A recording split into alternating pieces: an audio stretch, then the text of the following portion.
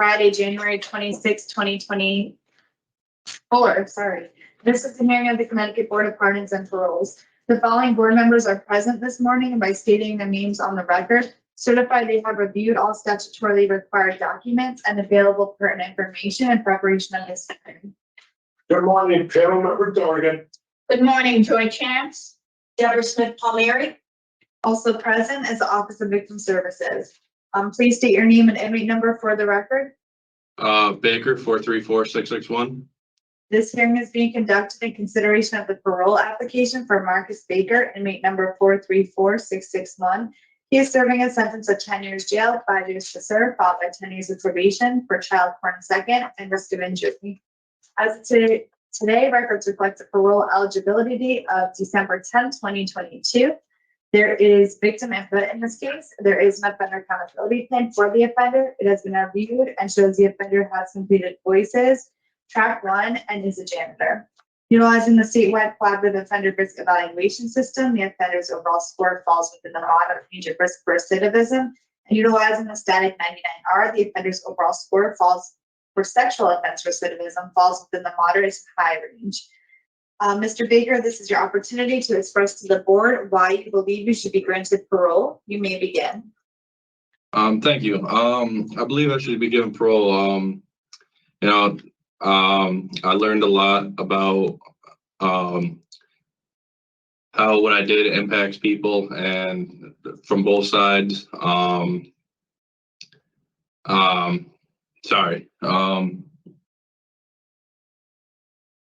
Not only that, but I learned it helped me with a lot of social skills that I was lacking. And something I'd like to put to the test in the world. I learned how to identify my risk factors and keep those under control. I think that's the right wording.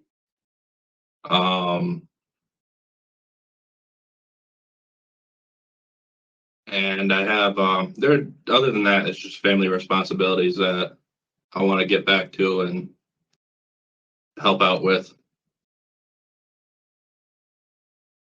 Okay, so what we're going to do is we have some questions that we prepared that we'd like to ask you, and then at the conclusion of those questions, we have some input from Office of Victim Services, and then at conclusion of that, we'll discuss your case and get back to you with our decision. All right? Okay, thank you. All right, so at this time, I'm going to turn it over to my illustrious colleague, panel member Chance. So, Mr. Baker, this is a rehear for you. And at your last hearing, okay, almost a year ago, Yeah. You were given the rehear because they were giving you an opportunity with your first offense. And when you were asked, to share some insights into what the reason was for committing the offense, you said you could not provide a substantive answer today. So you thought that by participating, and completing the sex offender treatment program, that you would have some better insights into the nature of the crime, why you committed the crime, and how you can avoid those in the future. So tell me if, number one, you have some insights into why you committed the offense. Yeah, I don't want to throw it all in this, but I had trauma that sexual abuse that happened to me as a kid. That I don't think I didn't get help for, and I didn't know how to handle it. And through the program, it helped me, like I said before, it helped me identify the risk factors, which I learned was it's a combination of not getting the help I needed and isolating myself from people and kind of pushing people away and not letting people in. and the program helped me to kind of open up more to people and be honest when they ask, oh, is something wrong?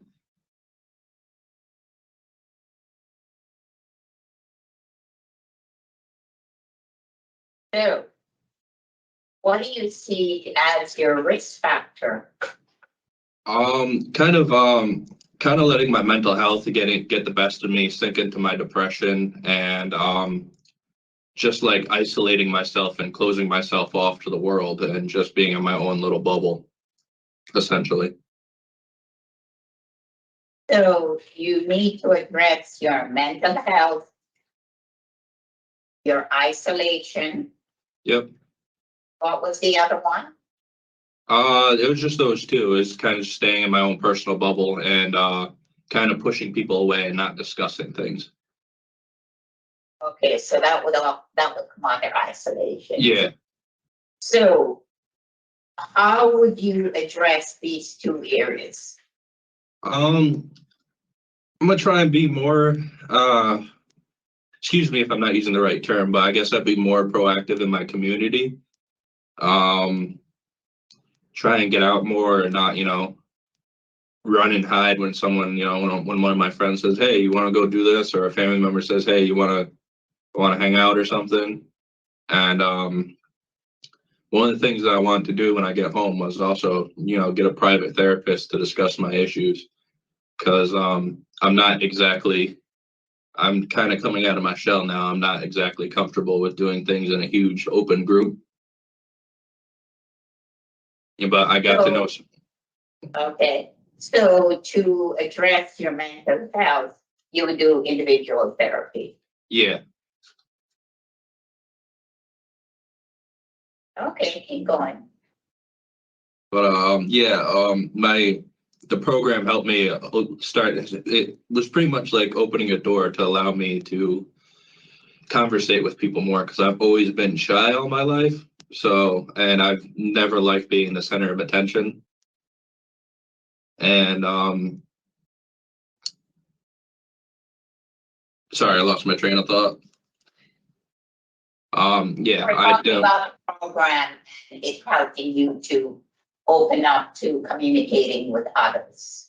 Yes, it allowed me to form relationships with the people in my group, whether they were in my block or on a different block. And it was just like, we kind of became buddies. I wouldn't exactly say friends, but I'm not sure what the right term would be. And positive relationships are okay. Yes. Because that could Yes. mean anything. Okay. And so in terms of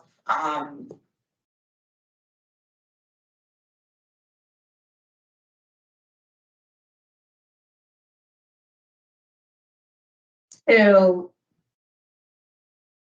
while you were committing these offenses, do you remember what was going through your mind at the time? And, whatever those thoughts were, do you think that you were able to share those thoughts in the group and work through them? I believe I could. I just, it's a little more time, but I should be able to do it. I'm gaining confidence. I'm being more social in my block, so I think it's coming to head where I could share and open up. Tell me about the Voices program. I don't really remember much about that. It was a little while ago, but That was last April. yeah, it was. You didn't write any notes for anything that you learned in it? No, it wasn't. It didn't seem to. I don't know. It didn't seem appropriate for what I. It didn't seem appropriate given my offense. It seemed, I don't know, like the wrong content. But I got the basic gist of that. No matter what the crime is, it affects everyone. It doesn't affect one side. It affects the victim's family, it affects the victim, it affects, well, it affects me, it affects my family, and it affects everyone that's associated between the two parties negatively. Okay, so here's where I have a little concern, because when you said the Voices program, which address and includes the victims of your offense, it's not just the victims themselves. It has to do with the victims, the family, friends, community, your family. So it's a little bit concerning that you did not think that that program was appropriate, because I thought that that program would have provided you with some more insights. Well, yeah, I thought the program was going to be more geared to everything, but, well, not everything, more to my offense, but it kind of just like, it seemed like it skipped over that and talked about that not very long, and it talked more about drugs and alcohol the most. And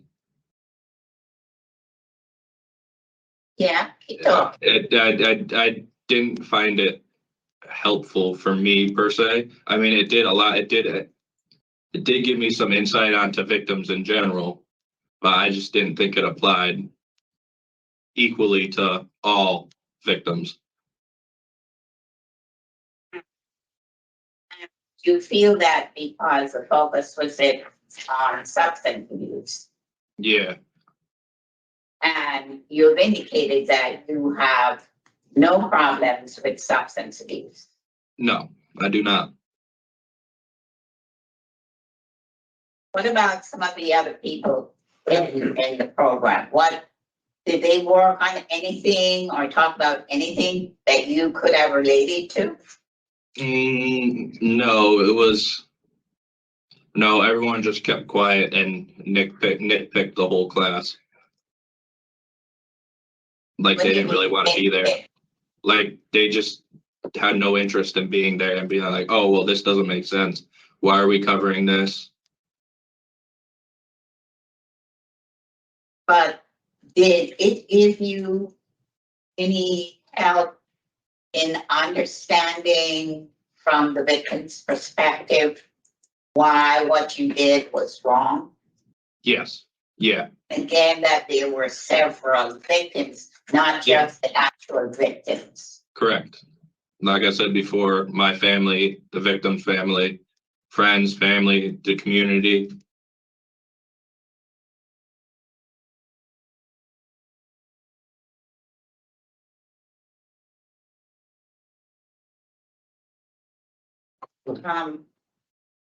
So if you were to go back in the community, what do you see as a high risk for you?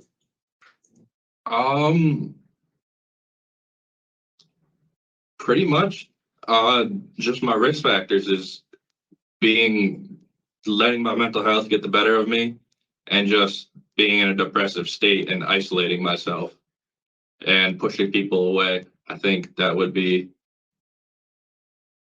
the major concern for me. Okay. So,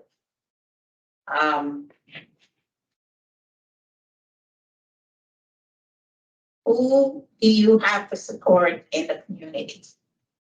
Well, I have my friends. I have, excuse me, my mother and her family to support me, and a lot of her friends that grew up taking care of me. And some of my old coworkers and my old boss, I believe. What would you say to the victim today? I would tell them I'm sorry. I pretty much ruined your life. It's It's, it was not the right thing to do. It happened to me and I shouldn't have done that to you. I should have gotten help for my own issues. And for whatever reason, I thought it was okay to do that to you.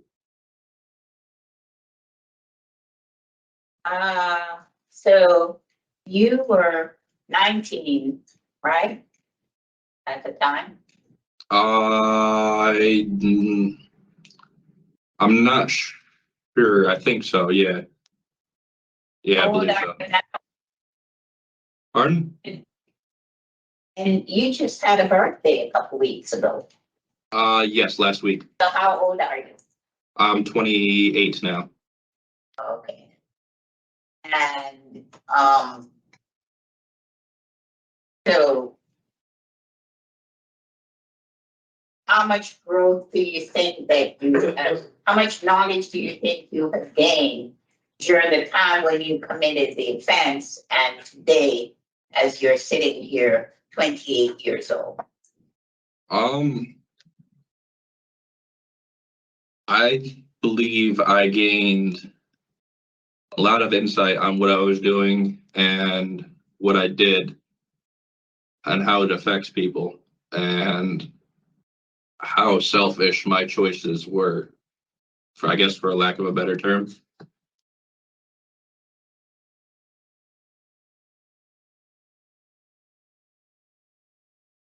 Okay. Okay.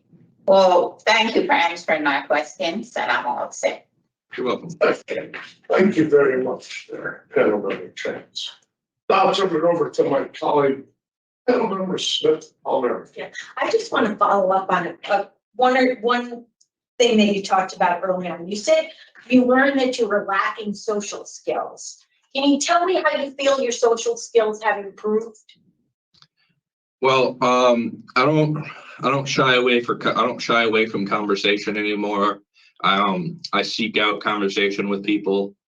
One of my biggest things was that I was afraid to ask people for things or for help for something because I was afraid that the answer was going to be no or that I'd be bothering them. And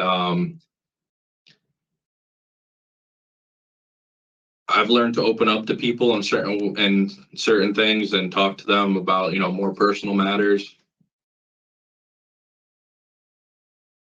And pretty much Okay. Have you talked about like boundaries? It's great to be kind of an open book, but have you had some experience with setting boundaries for yourself and for others? yes, that's something that I'm actually currently working on. Because even if you're cool with someone, they think it's all right to do a certain thing that you might not be all right with, and it's kind of, you got to kind of know how to let them know that's you crossing the line. Or it kind of goes both ways, right? Yeah, exactly. Some people are oversharers. Yeah, So, Yeah. so there's some boundaries there that sometimes are difficult to navigate. right. So you've talked about them and worked on them in one of your groups? We didn't work on it, so it wasn't something in the group so much as it was something that was learned through trial and error. You feel like you have some skills to navigate that in the community? Yeah, I'd like to actually give them a try. Mr. Baker, thank you. Thank you. Questions? Okay, so at this time, we'll turn it all over to Office of Victim Services for input. Just don't remark why we got input from Office of Victim Services. Thank you, OVS. Thank you, Sir Chair. I do have a statement from the mother of the victim, and it reads, "To the Board of Pardons and Paroles, I am writing this impact statement on behalf of my son, who is the victim in this case. Just to recap, Marcus was my stepson, and he molested my son when he was 5 years old. My son's father and I both wrote impact statements when he was sentenced, and again last year when Marcus tried to apply for early parole. We had several members in my son's immediate family write statements on his behalf as well. It is crucial for my son's sake that Marcus not be released. He was sentenced to serve until June 2025, which I don't think is even the adequate amount of time it should be. But for him to be able to get out even earlier is repulsive. As I stated in my first statement in year 2020, I will fight this tooth and nail for the justice my son asks and deserves. My son came forward when he was 9 years old about what happened. It was like a weight was lifted off his shoulders. It has continued to be an ongoing struggle with his PTSD due to everything that Marcus has inflicted on my son. But with the help of EMDR, he was okay for a few years. Kids are resilient, even to evil people, apparently. However, we did have therapists inform us that this may not be as easy once he hits puberty, and that it has not. Fast forward a year later, my child was admitted to a psychiatric hospital for 2 weeks in New York due to having a psychotic break. He is now on a substantial amount of medication to help him. He has been diagnosed with chronic depression. He has night terrors, and he has attempted suicide just months ago. I am scared my son will never be the same. Last year, at Marcus's parole hearing, he could not answer the question from one of the board members asking why he committed this act. Very unsettling, to say the least. He also did not make any effort to complete any programs to help his mental state. From what I have gathered, if he completes these programs, the chances of his release increase. I really hope for my son's sake that doesn't happen. But I have prepared my son's therapist for the worst case scenario so that we can have an intervention on how he can deal with this. It makes me sick to know it's just one more thing he has to deal with. It has not been easy. It has not been an easy life for him so far. And as a mom, it makes me incredibly sad. I will always blame myself for having someone like Marcus in our lives. I am shut off to letting anyone new in our life. He has destroyed so many people, and he may be able to get into a halfway house scot-free. I think as a parent, you probably know how this feels and how scared this has left us. If Marcus is released to a halfway house, my biggest request is that he not be placed in 2 specific towns, locations for which my son resides, for the safety and well-being of my son. Despite him having a restraining order and to minimize chances of him running into Marcus. Despite some completed programs in the penitentiary, I am asking that you please reconsider letting him go and just have him serve the rest of his sentence. Thank you for hearing me. I hope this makes some kind of impact on what is chosen in today's decision. Thank you, mother of the victim. Thank you, Rob. Thank you. You're welcome. Let's say you, So, chance. it was, very interesting to hear. Mr. Baker, talks about his, mental health as a major problem for him. Something that he had not addressed before, but is now identified as a risk factor for him. I did go back and, review the previous hearing, which, the focus was on the voices and the problem sexual behavior treatment program. But just hearing him talk about what's the risk factor for him, what's the high risk for him, and it all focuses around his mental health, which he has not had an opportunity to address inside. I do heard victim statement in terms of her son. And I didn't try to figure out his age. He came forward at 9. It was about.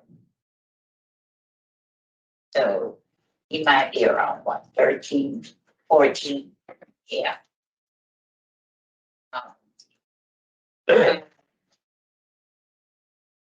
Just hear her talk about the psychotic break and the hospitalization and the attempted suicide at his age are very serious.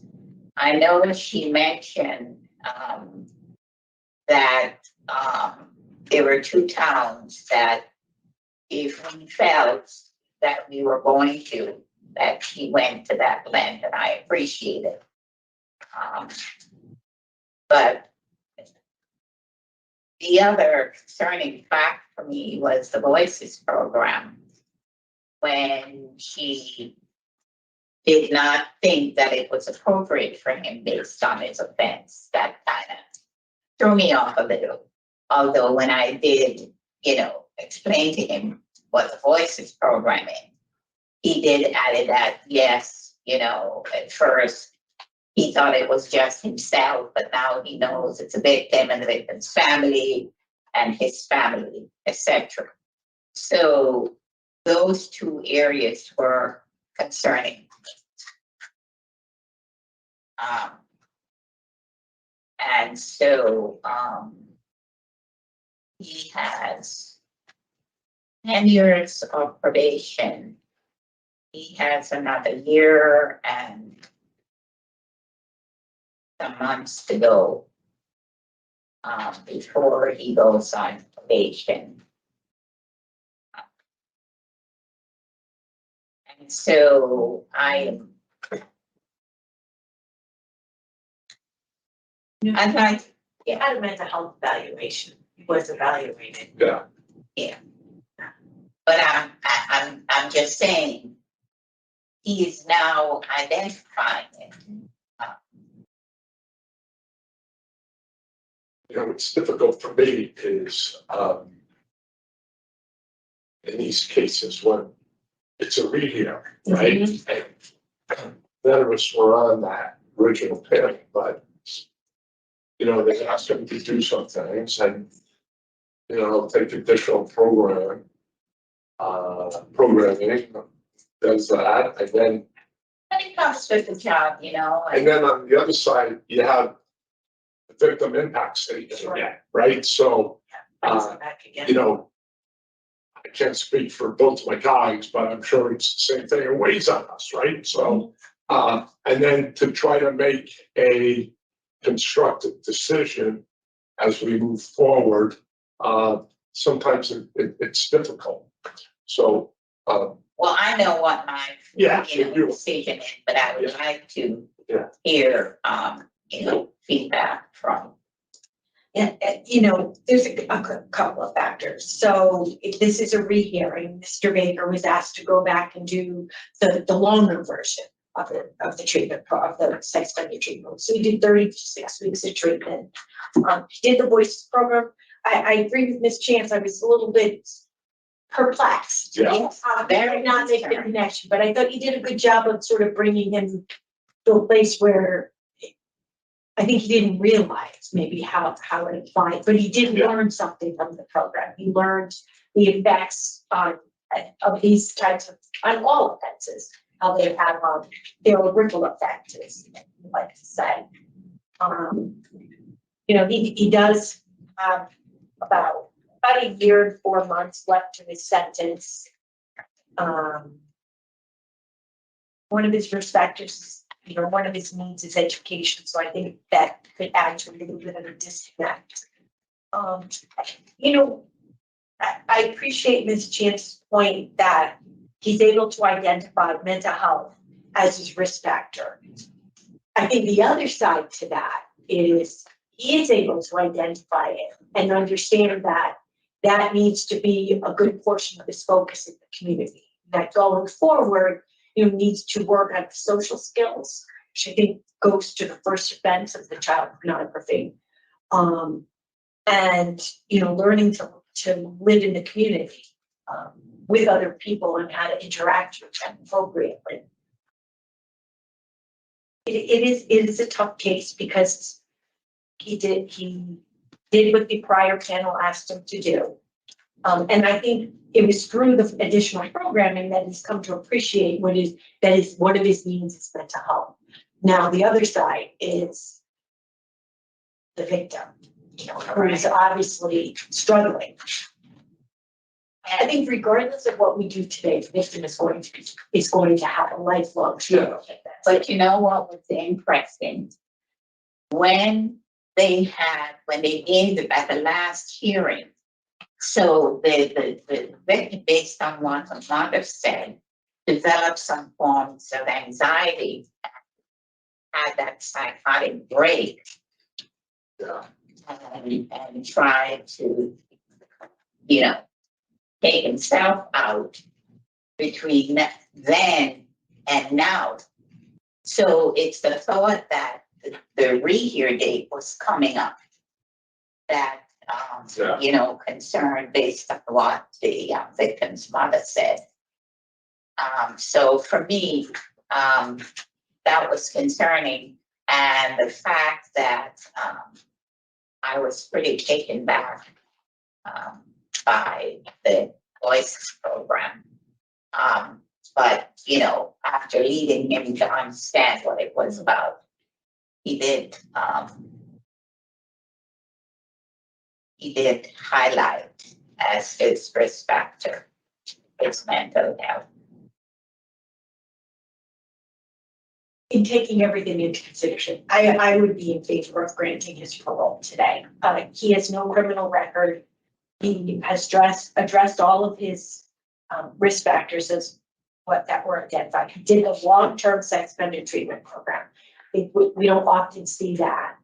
And that's So that's where I was. yeah. And I do think it's a positive in the sense that he has acknowledged that he needs to have mental health treatment in the community. I see that as a positive piece to what we learned in today's hearing. Yeah. Not at all diminishing the victim's mother's statement at all.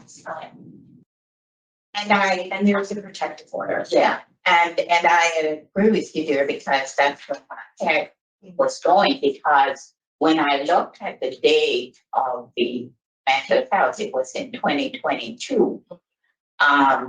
And I thought, had there been some, recommendations that maybe that is something. So I don't ding for that. Is what I'm saying. Yes. But here, when I, led him up to acknowledging that as a risk factor, was pretty positive. And he does have good support. Yes. Because that's what was related in the Okay, so, mental health. So I'm willing to grant also. okay, so, let's go over some, So I some can, stuff. So, yeah. let's start with, So it's, you think pop. I'll get enjoy, then we'll go from there. Problem sexual behavior. Right. treatment. Yeah, Yep. that's right. Don't worry about it. No contact with minors. Halfway house, mental health evaluation treatment, no contact with victim, TV. Yes. Right. Also, a restriction on pornography And yeah, and Hands, the enhanced internet. Restrictions on the enhanced internet. Yeah. Condition. yeah. Okay, so, we got it, I think. If I missed something, tell me. In the case of, Marcus Jonathan Baker, inmate number 434-661, there's a motion. I'm sorry to interrupt. Did you say mental health treatment and evaluation and treatment? Yes, yeah. yes, he did. Okay. In the case of Marcus Baker Johnson, again, they made number 434-4661. There's a motion to grant parole on or after today's date of January 26th with the following: enhanced internet and device monitoring, problem sexual behavior treatment, no contact with minors, halfway house, mental health evaluation treatment, no contact with victim, T as in Tom, B as in balloon. And it's no contact with minors without the PO's permission. That's the new language of the condition, correct? Yeah, well, it says no contact with minors. No, it would only be, without his permission if, um, Okay, yeah, we can always adjust it. Yeah. Down the road. Right. Thank you. but I would have said the new problem sexual behavior treatment, the new no contact with minors. Well, The these are, new restriction on pornography. well, these are the new steps, so we don't have to say that. We just say them and put them in the dish. Okay, is there a second? Oh, second. I'm sorry, can you go through them again? Because I'm not sure you mentioned pornography when you went through that list. Okay, so Yeah. here you go. Do all the So things. you got, problem sexual behavior treatment, you have that, you have, no contact with minors. You have halfway house, you got mental health evaluation treatment, you got no contact with victim TV, and you have enhanced internet and device monitoring. And the restriction on pornography. Yes. Right, So that's number 6. and restriction on pornography. Got it. There's 7. 3, 4, Right. 5. The internet and the device are 2 different ones? Yeah. No, No, well, no, there was, okay, MH, enhance, restriction, halfway house, no minors, problem sexual behavior treatment, and no contact with victim TV. Yeah. So I think that's 7. so, yes, you're right, yeah. Got it? 1, 2, 3, 4, yeah, you're right. So with that said, do we have a motion to put that in place? I'm not sure if we did Yeah, it. second. Further discussion? Hearing none, all those in favor signify by saying aye. Awesome. All right, Mr. Baker, well, you'll be getting this information in the next couple of weeks. Good luck. Okay, thank you. This concludes the hearing for Marcus Baker.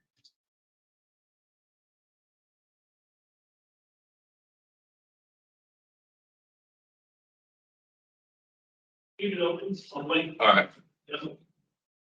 you have your ID? Oh. What did we just watch? What did we just listen to? I'm getting so sick and tired of this insanity. I had to listen to it twice because I'm like, what are you talking?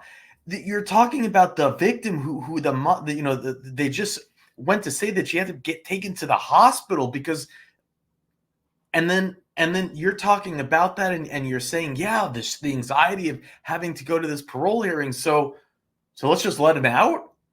That's the answer. You're saying, oh, because you don't want her, actually him, to go through that anxiety again. And I just don't even understand what they're saying. Not to mention that it's got to have been one of the worst interviews we've ever heard. What's your risk factors? Well, being in my room alone and depressed. I need to talk more. It's like, no, dude, you like kids. You like kids. You were doing this since he was 5 years old.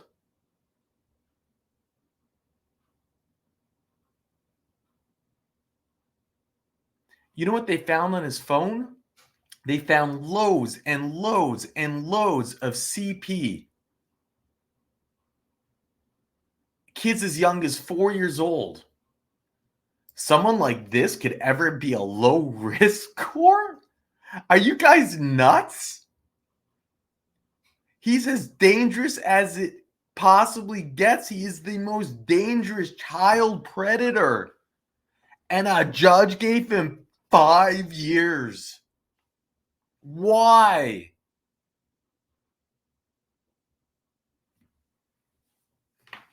"10-year sentence with 5 suspended." And he gets out early. Why? Oh, well, we told him to take a program, and he took the program. So, I mean, what did he even, you even heard him talk about, it was like, he was like, it wasn't that great. It wasn't really for me. I mean, I learned that there are victims.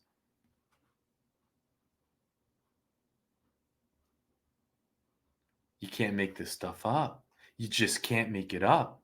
What about any of this makes sense to anyone with critical thinking skills?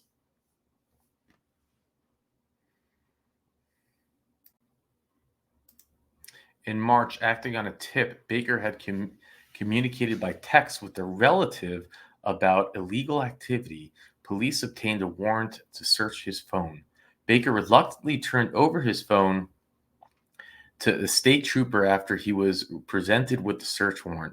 Police said they received information from the State Department of Children and Family based on a complaint from one of Baker's relatives concerning possible sex assault of a child. Conversation between Baker and his relative cannot be substantiated by police, but investigators did find CP secreted in locked files with subfolders within his cell phone while searching for deleted text messages, court documents allege. They said that they found 68 images in various positions. When they examined by the computer, the children's were estimated between the age of 4 and 13 and were engaged in all acts.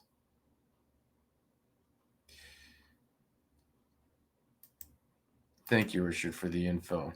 You can't make this stuff up. You just can't. You can't make it up. Starting at the age of 5 years old, he comes in here and he mumbles and bumbles. Oh, but he doesn't even give us so much of an apology. There's not even an apology. There's no remorse. There's nothing there. And his exit plan was to, he thinks his employers will have his old friends. What are you even talking about? I just don't understand. What was their reasoning for trying to parole him? Was it I just don't even get it. I really don't. This stuff is just so sickening. You just want to scream. You just want to scream. Connecticut. It's not just, Louisiana. It's not one state. This is like a pandemic. This is probably something, what is wrong with where's the common sense? When someone is caught doing this, what was it? Was it his stepbrother? 5 years old for years? And then you hear that trauma that the child is going through. In what world should he not be locked up for 25 years? For life. They found CP on his phone. Just that should have been enough to get him. That's evidence. It's illegal. What's the legislation in Connecticut for that? You don't need to even go to trial for it. I mean, you don't need to have his victim stand up in trial. Just take the CP and hit him on every single count. You're holding a smoking gun. You have a royal flush. Don't give me the BS about, we don't want to put the victim through the stand. So then don't. Get him on just the CP charges. Yeah, you're a bunch of... If someone is caught with CP, you know what their true inclinations are. I was depressed. I'm a loner. I learned in my programs not to be a loner. What the? Shut up.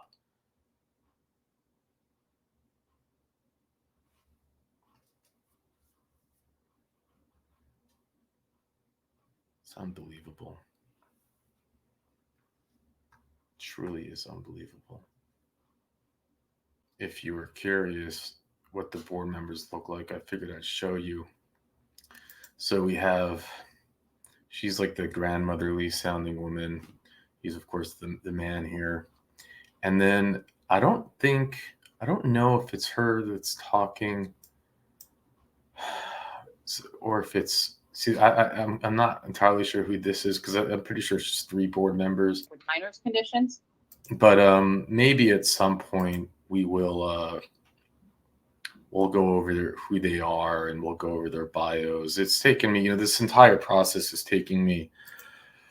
It's like just under, they go through it very differently than I'm used to in Louisiana. I have to listen to these hearings multiple times to try to grasp what's even going on because a lot of it they just don't they have quite a different format about it. So I'm gonna have to start figuring these things out as I go. But leave me suggestions in the comment section if you think I should maybe come on before to explain what he's in for. But I'm so mad.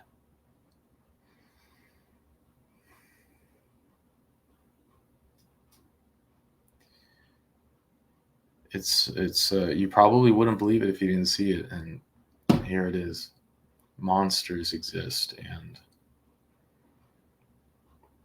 I think the only thing worse than a monster are the system, the sorry excuse of enablers that allow this to happen.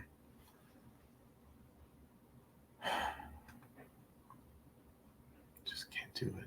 And this is the hearing of the Connecticut Board of Pardons and Paroles. The following board members are present this afternoon, and by stating their names on the record, certify they have reviewed all statutorily required documents and available pertinent information in preparation of this hearing.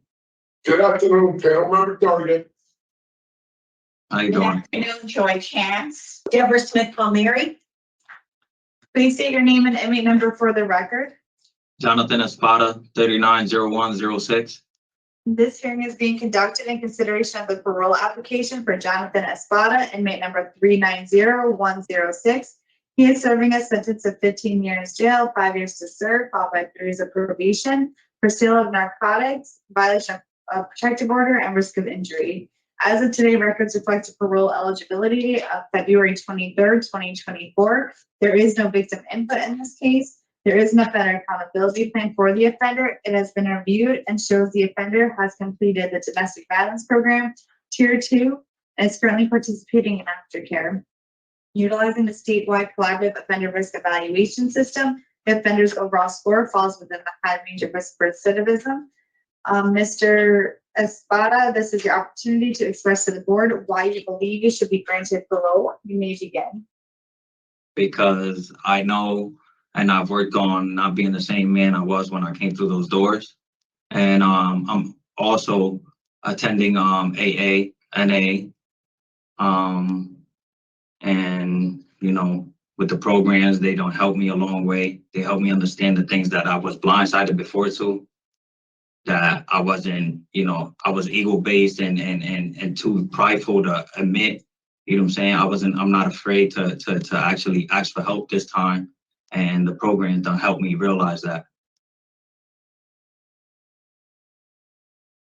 All right, Mr. Espada, so, what we're gonna do is we have some questions that we have prepared that we'd like to ask you. And then at the conclusion of those questions, we'll discuss your case and get back with, our recommendation, okay? Okay. So, you talked a little bit about it in your opening statement about programming, right? Tier 2, addiction services, Yes. domestic violence. Tell me where that's kind of help for you. It helped me understand, like, you know, the little things that I was blindsided to before, like, you know, like raising my voice, you know, talking a certain way, and like the things I wasn't open like to before. Like it made me realize that, you know, small things actually have an effect on people. You know what I'm saying? And it made me just realize and actually notice them things that, you know, where I was wrong at.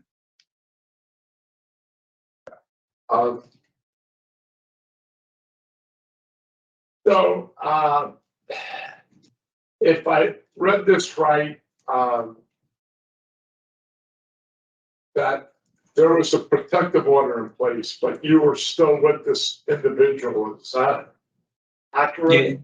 Yeah, it was. Without, we always We- try to, we don't want to say anybody's name in the protective order, but I just, you know, we get a lot of information, but I just want to make sure it's accurate, you know? No, yeah, I understand. Yes, we had a protective order and we've been together for like 6 years and some change. So it was like a constant thing. We were so used to each other. I felt like, you know, it was difficult for us to like stay away from each other. We tried, you know, and for some reason we always ended up back together. But, you know, I'm not that with that person anymore.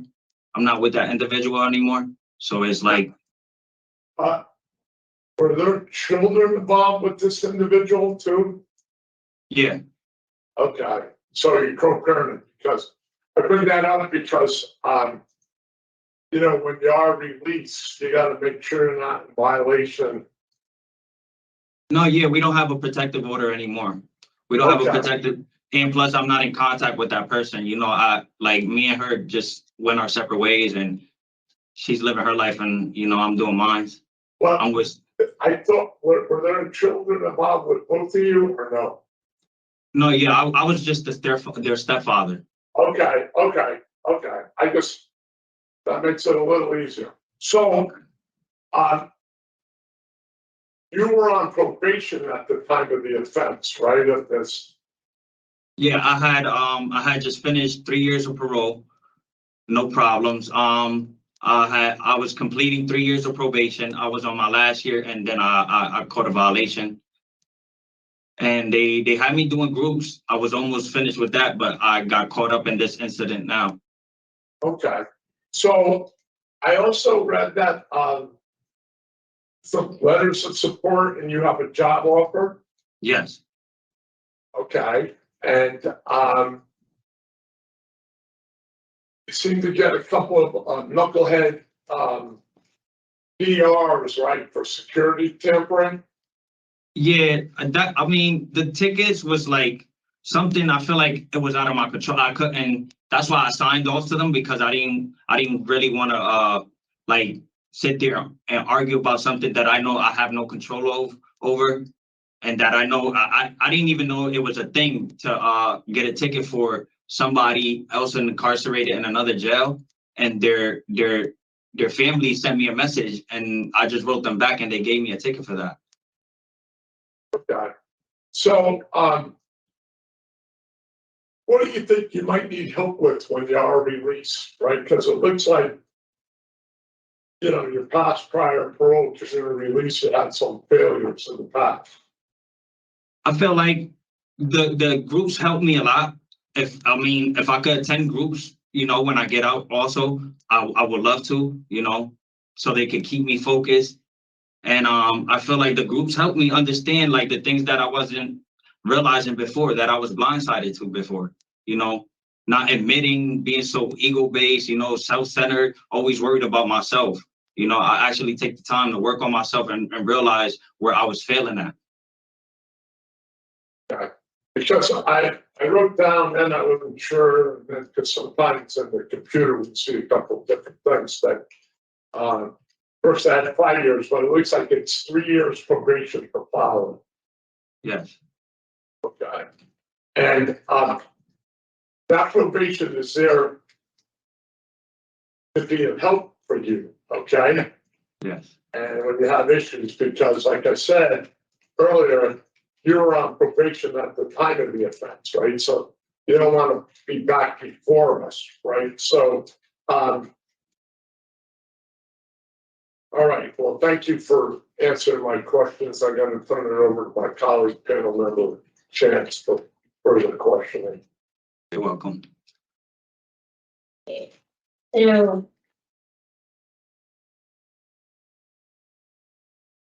So, Mr. Espada, what? Yeah.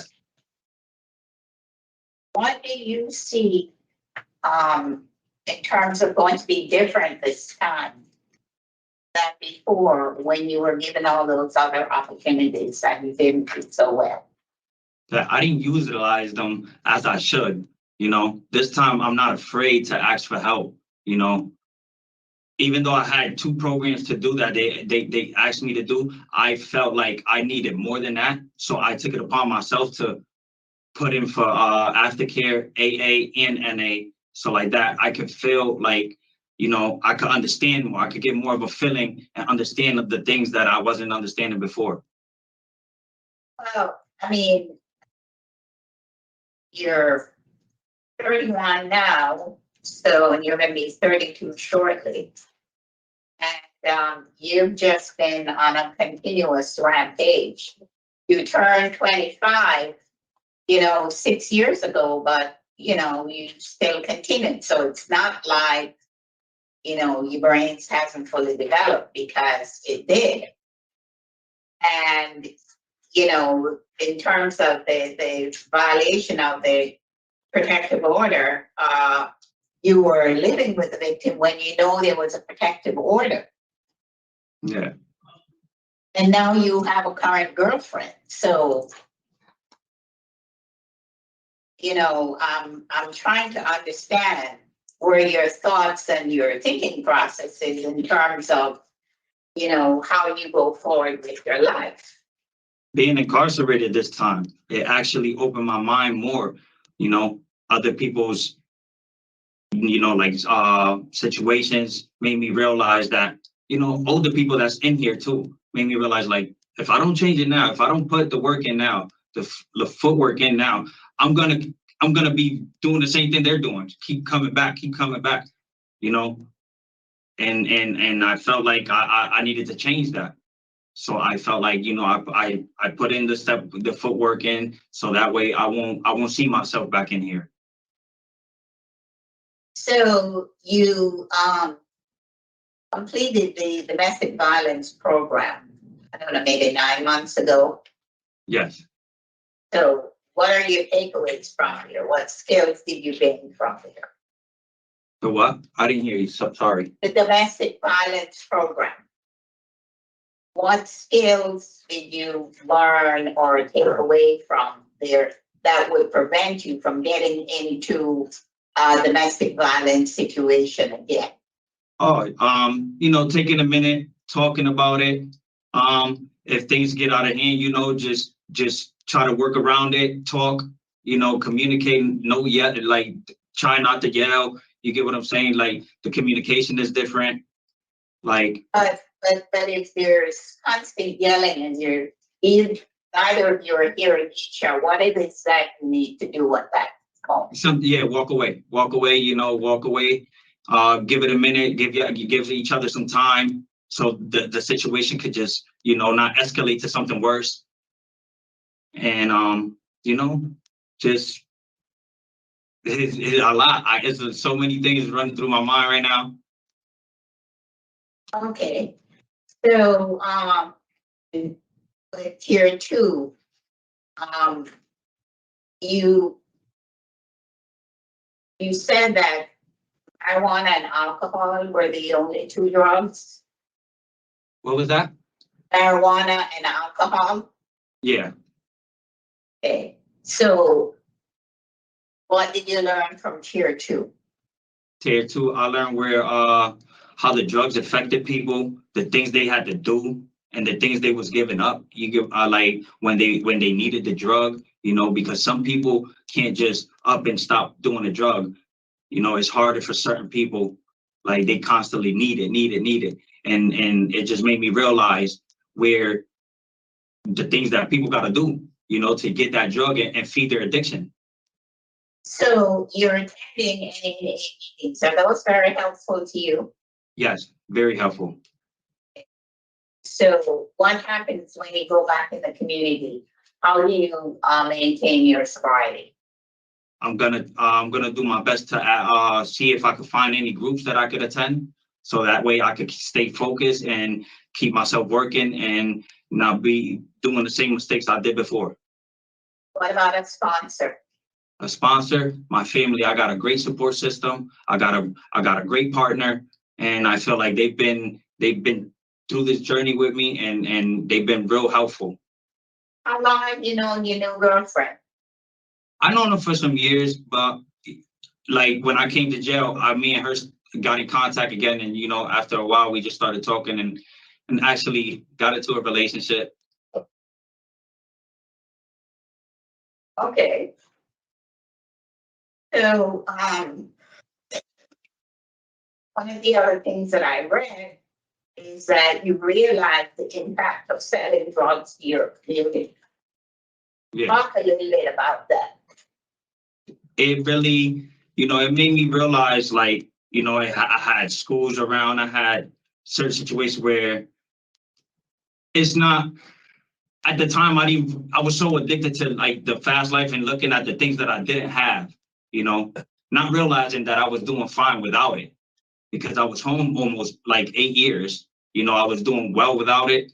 I just, you know, with so much things going on, it made me just relapse. I forgot about what I had going on, and I lost myself. I lost myself for a minute. Okay. So you have your family, if you were to get that urge or craving, that you can give a call to. Not yet. Now I communicate with them more. I'm not, you know, I don't let my, how do you say that? That pride get in the way. I don't let the pride get in the way. I ask my family for help. You know, I talk to them about my problems and my situations, and they talk me through it. And you're gonna go live with your girlfriend? Huh? You're going to live with your girlfriend? Yes. Where does she live? And West Haven, 603 Staven Ave. And you have employment at Rescom? What? Rescom? I don't understand the question. You have employment at Rescom? Yeah. Oh, yes. Yes. Okay. Now, where is Rescom? I don't have the paper with me. I think it's out of Milford, if I'm not mistaken. How are you gonna get to Belford? My brother has extra cars, so I was gonna get a car from him. I have my driver's license. Does it expire? 2028. All right, well, it sounds like you have gained some insights into your substance abuse, your domestic violence issues, and the impact of selling drugs to your community. So thanks for talking with me. Good luck. Thank you. Mr. Chair. Yeah, I just wanted some work with it. Mr. Espada, Yes. were you out on bond for a while? Yeah, I was. Suspending? So you were out on bond for the violation of the protective order and the risk of injury? When they searched your house for the sale charge? Yeah. Okay. And when they searched your house, they found a number of firearms and drugs, and there were 2 children there, but neither you or your girlfriend were there. Yes. So I need you to kind of give me how it's okay to leave 2 children in a house with guns and drugs. Most of those guns was, well, They were in the basically- house with the children, right? No, yeah. They're not my firearms because they was registered under her name. But one of them was, and it was the assault rifle. And I had that put away in the closet, which yes, it was, I knew it was wrong, you know. It's just my way of living at the time. I wasn't really realizing the mistake I was making. But but your last sentence involved a gun charge, and you did quite a bit of time for that. Yeah. That's what you were on parole for and on probation. So, Yeah. so how did you come to this place where it was okay to have guns in the house again? Because the guns were not locked up, right? So even if they were registered, you're a convicted felon, and you have to prove that you don't have access to those guns, which clearly you did. Not to her guns. Why not? Because I mean, they wasn't mine. I never touched her guns. Okay, but you had access to them. They weren't in a lock safe that you didn't have the combination for. Yeah, that I was aware of. Yeah. They were not in a lockbox. No, they wasn't. Absolutely, yeah. Yeah, with packaging material, cocaine, and the 2 children home, albeit one of them was old enough to care for the other one, but home alone in your residence. Yeah, and that was all like my responsibility. Like I take accountability for that because I knew it was wrong. It was just the way I was living at the time. It wasn't letting me really focus and realize that. I wasn't able to realize that. You keep saying how I was living at the time. What does that mean? I was going through so much, I had family that I had just lost at the time. At that time I wasn't working. So Why weren't you and working? Why weren't you working? because I was laid off. Why didn't you have another job? I mean, you're young, you're capable of being employed. Yeah, but I was under the influence, so it didn't really let me think right. Influence of marijuana. Marijuana and alcohol. That's why I took the steps to actually learn that with the in AA, how the alcohol affects you, and it don't let you think. It makes you think rational, and it made me realize how much of a mistake I was making when I was out there. So on your prior incarceration, you did the tier 2 program Yes, and you did the voices program. yes. So what was different in the tier 2 program this time? That actually pay more attention. I put the footwork in. Before I was a little younger, so I felt like I thought I understood it all. Like I thought I understood it all. So, I kept telling myself, I'm all right. I did this already, but not this time. I actually looked at it like, no, I'm not going to go through that again. I'm going to take the steps to actually realize where I was wrong. And I'm going to try to fix that.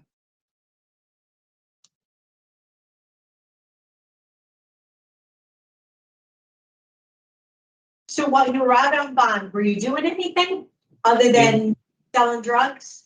They had me doing a group. What kind of And group? it was like, I think it was a domestic violence group. And I was doing that weekly. And then when COVID hit, we was doing it over Zoom. So the parole officer asked you if you had any high-risk situations when you were released, and you said no. So I asked you a different way. Is there anything that you think is could cause you a problem? when you're in the Absolutely not. community? Well, no, Absolutely. and it's okay, can you foresee any obstacles that maybe you'll have to address? How about unemployment? Suppose this job at Rescon doesn't work out. What's the plan? I learned to reach out to people. It's if I have enough sponsors and I have enough people that like my family, I should be able to reach out to one of them and see if they can help me get a job. What other than your family, how else would you look for employment? I'm gonna go out there and look for one myself. I'm not gonna sit around like I did before and just try to find another plan. I'm gonna actually go look for the job. I'm gonna put the first. All right, I have to tell you that the fact that, you want to sell drugs, because that's how you feel you want to make money, but to leave 2 children home alone in an apartment with all those guns and all that drugs and all those drugs is really hard to read. Yeah, and I regret that. Hard to read. It's incredibly irresponsible. And it is frightening to think of what the consequences of that, of Yeah. them handling one of those firearms could be. And why Absolutely. wouldn't they? Absolutely, and I They regret should that be every everywhere. day. And I regret that every day because I don't have no kids yet. So I still think about, what's gonna happen when I have kids. I gotta make sure none of this happens. Okay. Thank you, Mr. Chair. All right, so, Mr. Esperanto, give us a few minutes and kind of discuss your case and get back to you. So, on one hand, he's thinking some good programs. Mm-hmm. On the other hand, the drugs and guns are concerning, right? And then the other thing was, when he's trying to hop the fence, break points his ankles, right? So, he has 3 years of probation to follow. His prior parole community release hasn't been too solid with the failures. I think, like you said, he was on probation at the Yeah, I time. mean, the only thing he really, one of the positive is he was out for a good stretch of time. Yeah, like 2 Just years, he- like, Yeah, A long time. exactly. Yeah. So I'm baffled. But That's what fair. bothers me though is, Yeah. you know, he had the VOP in 18 for the possession. They continued his probation. And then he had another possession with intent, and they continued his probation in 2022. And then he had a third one where they terminated his probation, which is when he got. Yeah, well, that's what he's on probation for, Ms. Chan. Right, that's what I'm saying. He violated probation. right. Yeah, so this is, it's discharge dates in 2026. I mean, it sounds good here He today. does, he does. But, let's say you, Pamela. Well- You know, in regard to his sales charges, he said he was lost, young-minded, not thinking right. When he was asked why he wasn't thinking right, he said his grandma died, his seasonal job ended. So his history started at 19 to age 31. And it took him 12 years before he realized that, you know, selling drugs was not Yeah, appropriate. But the part that gets to me is he does the seasonal jobs, and when the jobs are done, he goes and sells drugs. yeah.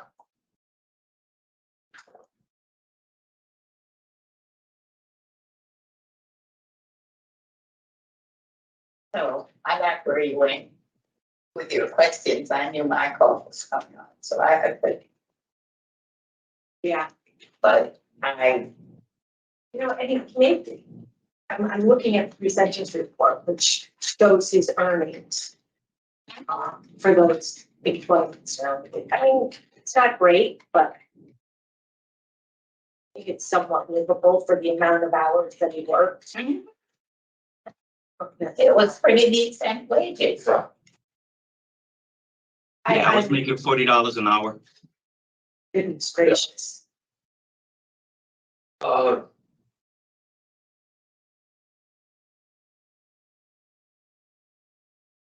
Well, here's the benefit of not on parole. Is, you know, there's not they're not gonna wait for the judge to That's it, sign right, it. right. You know, if there's any issues, they're not gonna wait for the judge to, they don't have to wait for the judge to sign the warrant or Right. that. And so, That's the only good part of it. Right, so if we give him a little bit of credit for that amount of time that he seemed to be able to be out and working somewhat, and, put him on parole And he does have somewhere to go. February 23rd. and the job work. so are we kind of on the same I page? think so. So, help me out here, so, But I, No. yeah. well, so, Yeah. let's do this, okay, so we're kind of on the same Right. page, So I would do no alcohol, no victims. okay, so, first I put down the highway, was by his Lou and his girlfriend. Yeah. So, And that do was it. you have, so he doesn't have any contact with their children, but SM, right? That's what I got. For the domestic violence. And so is that it? No alcohol, no SM? And Anything then else? community-based treatment for domestic violence. And DUB, behavior management. Okay, so those three, right? Yes. We got the date of 24th. Okay, so if I miss anything, yell it out. In the case of Jonathan Espinato, inmate number 390106, there's a motion to grant you parole on or after your earliest release date of February 23rd, 2024, with the following: no consumption of alcohol, no contact with victim SM, and behavior management for domestic violence. Is there a second to that motion? Second. For the discussion, hearing none, all those in favor signify by saying aye. Aye. So you'll be getting all this, stay out of trouble. Thank you very much. Thank you. I really appreciate it. This All right. concludes the hearing for Jonathan Estrada. All right, you're all set. Thank you. Have a good day. Okay, so You we too. got.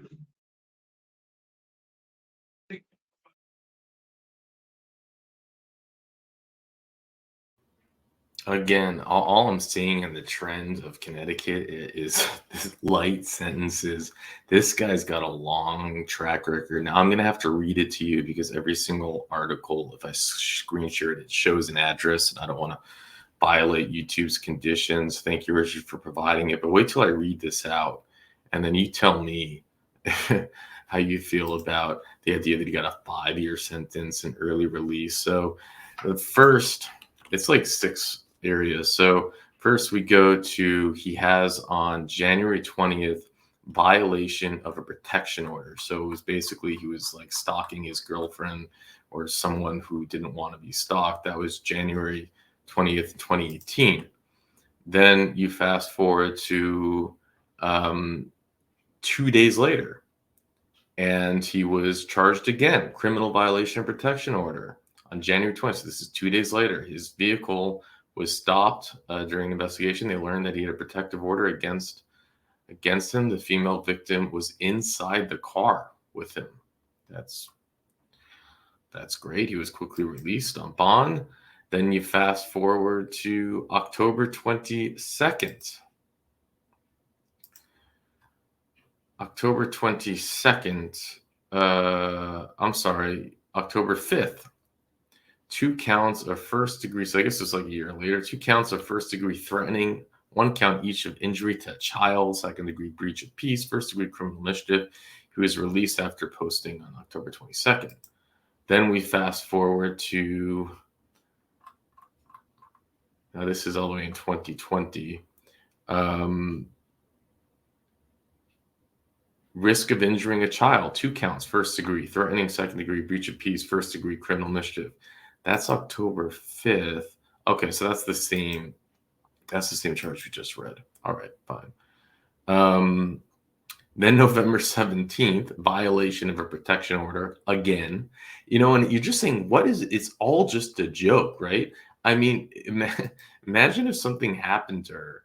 And it's like, but that's the system. It's just written in a way that you can't do anything.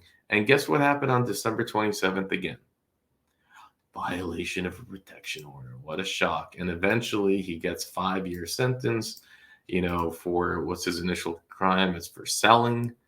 He's selling stuff, I guess, illegal narcotics, even though he had a job making $40 an hour, they said. But it's like, it is hard to understand the system. It's just, it's just like a carousel, they say, right? In and out, in and out. And it's like, why not? It becomes kind of like a joke. Then you take some programs and it's like, oh, you took programs, you learned stuff. Great. Oh, that's so great.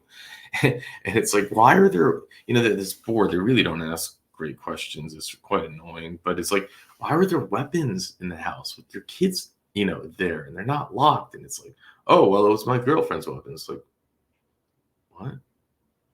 That's not, what are you saying? Not only that, but, and then he's like, well, one of them was mine. So it's like, are you really saying you're allowed to own a weapon as a felon? I don't understand what's going on with these rules. Like I'm pretty sure there are many you're caught with a weapon with a felon. That's it. You're done. I mean, you're just, you don't, it's not something you can't even be in this, but I guess Connecticut is just much more lenient with these things, which is surprising, right? Or maybe it's only more lenient if you're a felon. I don't know. I don't understand it, but I'm going to have to learn about these laws. Anyways, thanks for the info, and let me know what you think about these hearings. But for now, I'll let you go.